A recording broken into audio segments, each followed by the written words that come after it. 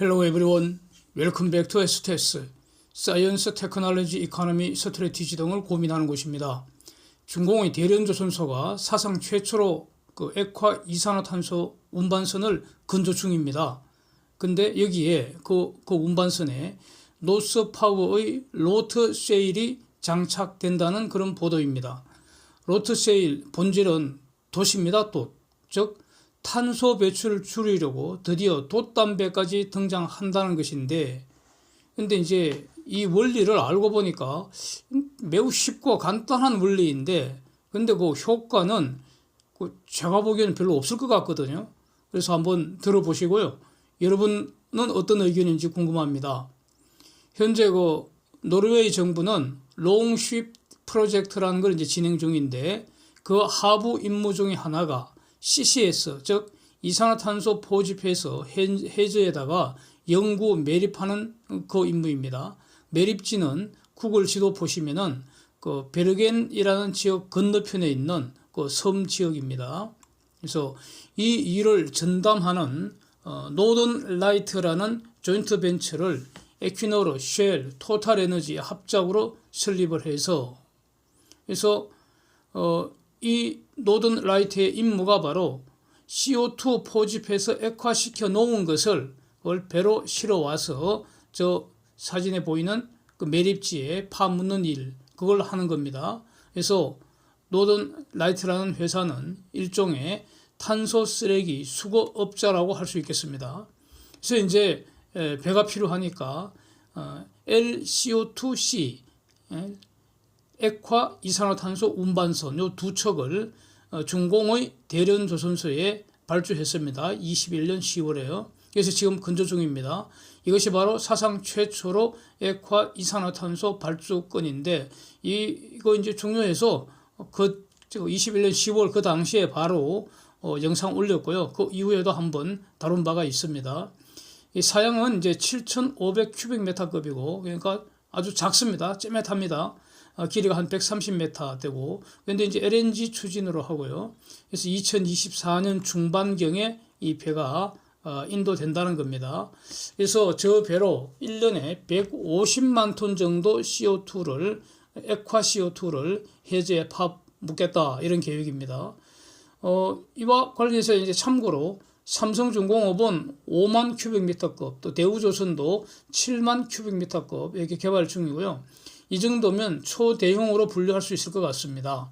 규모의 경제 고려하면은 LCO2 운반선도 커야 한다고 생각합니다. 한국에서 포집된 후 이제 액화된 LCO2는 말레이시아로 가져가서 매립하겠다, 이런 프로젝트가 지금 국내 여러 기업들, 그 다음에 말레이시아의 페트로나스하고 컨소시엄으로 지금 준비 중이라는 영상도 얼마 전에 올린 적이 있습니다.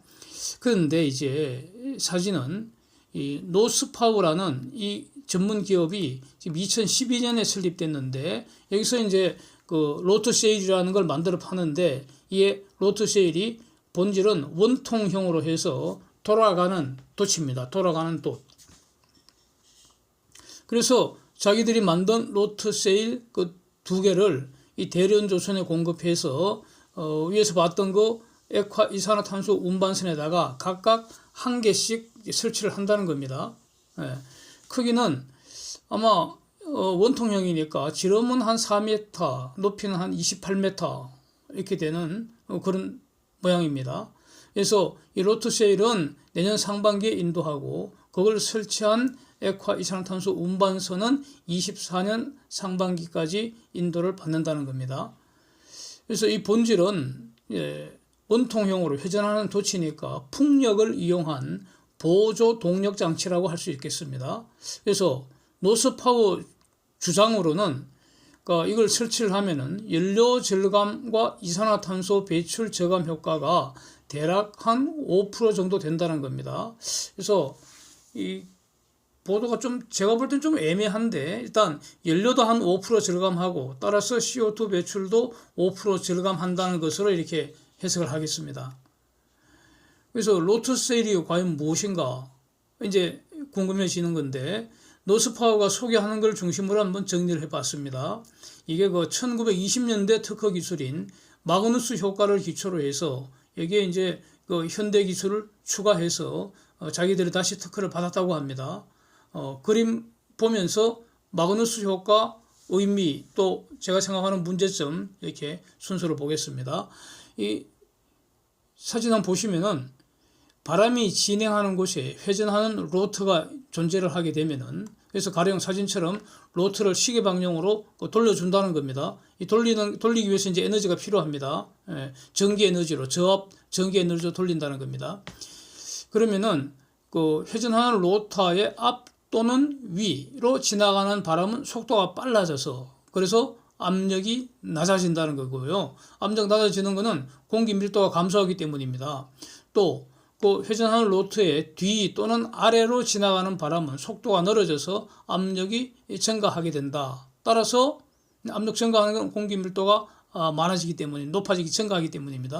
그래서 그러면 이제 압력이 높은 부분에서 압력이 낮은 부분으로 그래서 이제 사진에서 보면은 아래에서 위로 또는 뒤에서 앞으로 미는 힘이 발생한다. 추력이 발생한다. 이겁니다. 그래서 이건 간단합니다. 그러면 이거를 어떻게 돛담배 형태로 적용할 것인가 이건데 그래서 그 노스파워가 말한 건 이겁니다. 로터 세일을 설치를 해두고 이제 바람이 불어오면은 저압 모터로 저걸 회전을 시킨다는 겁니다. 오른쪽으로 돌릴지 왼쪽으로 돌릴지. 그래서 이렇게 하면은 이제 로터 바람 방향과 로터 세일 회전 방향에 따라서 앞으로 또는 그 배의 진행 방향과 같은 방향으로 풍력에 의한 추가 보조적인 추진 동력을 얻을 수 있다 이런 뜻입니다. 그래서 일단 한 몇 가지 의문이 딱 듭니다. 저는 이거 딱 보는 순간 의문이 들었습니다. 여기서 그 논의의 전제로서 선박의 메인 엔진의 추진력이든 로터의 그 풍력에 의한 추진력이든 이 추진력의 본질은 힘입니다. 포스. 이것은 벡터량입니다. 크기와 방향 두 가지로 속성이 결정됩니다. 어떤 크기만으로 속성이 결정되는 스칼라량과 완전 다릅니다.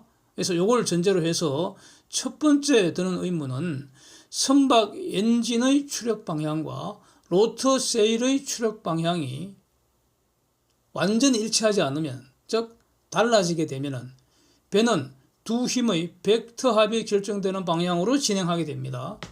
그래서 가령 원래 12시 방향으로 진행하고 있었는데 로터 세일의 추력은 만약에 2시 방향으로 추력이 나타난다면은 그러면 배는 12시 방향으로 가는 게 정상인데 12시 방향에서 1시 방향으로 틀어져서 가게 된다는 겁니다. 그래서 원래 방향으로 돌리기 위해서 엔진 추력을 증가시켜야 하지 않습니까? 그러면 연료 더 써야 되고 또 CO2 배출 더 늘어난다는 겁니다. 두 번째 의문점은 바람의 세기와 방향이 일정하지 않잖아요. 변할 거 아닙니까? 그러면은 로터 추력의 그 세기와 방향도 달라지지 않습니까? 그에 따라서 배의 그 벡터 합, 그 종합 추진력이죠. 그게 지금 커졌다 적어졌다 방향도 이리 갔다 저리 갔다 즉 진동하게 되지 않겠습니까? 이게 바로 이런 의문이 듭니다. 또 세 번째 의문은 여러 가지가 이제 복합된 건데 로터 설치 비용이 있고요. 일종의 투자 비용 아닙니까? 또 회전시켜줘야 하니까 회전시키기 위해서는 전기 에너지 집어넣어야 됩니다. 그것도 다 돈이죠. 돈이고 또 전기 에너지를 만들 때 또 CO2 또 발생할 수도 있습니다. 또 이렇고요. 그 다음에 저 로터 중량만큼 맨날 저 무거운 걸 싣고 다녀야 하잖아. 바람이 불든 안 불든 맨날 싣고 다녀야 하잖아요. 또 공기 저항도 또 발생하고요. 그래서 로터 중량을 계속 싣고 다니는데 에너지 손실이 발생하고 공기 저항 때문에 또 에너지 손실이 발생하고 그 다음에 저런 배는 말이죠. 무게중심 딱 안정되게 설계하는 게 매우 중요하죠. 이건 매우 중요하고 첨단 기술입니다. 가장 기본적인 기본 중에 기본 첨단 기술인데 로터 저렇게 높은 길쭉한 저런 로터 무게가 나가는 저 로터가 있는 것과 없는 것은 선박의 무게 중심이 달라질 겁니다. 그리고 저게 이제 막 이렇게 힘을 받고 움직일 거 아닙니까? 또 무게 중심에 영향을 줄 겁니다. 이거 상당히 그 선박 무게 중심은 낮추고 안정화시켜야 되는데 여기에 분명히 불리하게 작용할 것 같습니다. 그래서 이거 과연 이런 걸 설치를 해야 될지 저는 의문인데 만약에 그 문제점 1과 2를 지금 인공지능 그 기술을 활용하면은 그래서 풍향, 풍속 이걸 실시간 측정해서 로터의 그 추력을 엔진 추력과 일치시킬 수 있도록 이걸 실시간 조정하는 것까지는 이렇게 개선할 수는 있을 것 같습니다. 그러려면은 문제점 1과 2는 어느 정도 뭐 약간 그 해소할 수 있을 것 같기도 한데 문제 3은 해결 안 되지 않습니까? 그래서 과연 저거 그 연간 그 평균 효과를 진짜로 한번 측정을 해보면은 정말로 플러스 효과가 나올지 저는 매우 의문입니다, 저거. 그리고 또 이렇게도 반문할 수 있습니다. 저게 진짜로 효과가 있다면 왜 지난 100년간 지금 썩었겠습니까? 아무도 사용 안 하잖아요, 저거. 그렇고 설사 찔끔 효과가 있다 한들 효과가 있다 하더라도 지금 푼돈 줄이는 효과가 있을 것 같은데 투자비는 엄청날 텐데 언제 회수할 수 있겠습니까? 과연 배의 경제적 수명기간 30년 잡았을 때 30년 내에 투자비 회수할 수 있을지도 의문이라는 겁니다. 그래서 결국 저런 기술은 천천히 그러니까 좀 두고 봐야 된다는 거죠. 성질이 급한 다른 선주들이 하는 거 보고요. 한 20-30년 누적된 실증 데이터를 보고 설치할지 말지 결정하는 것이 현명하지 않을까 싶습니다. 예. Thanks for watching. See you next time.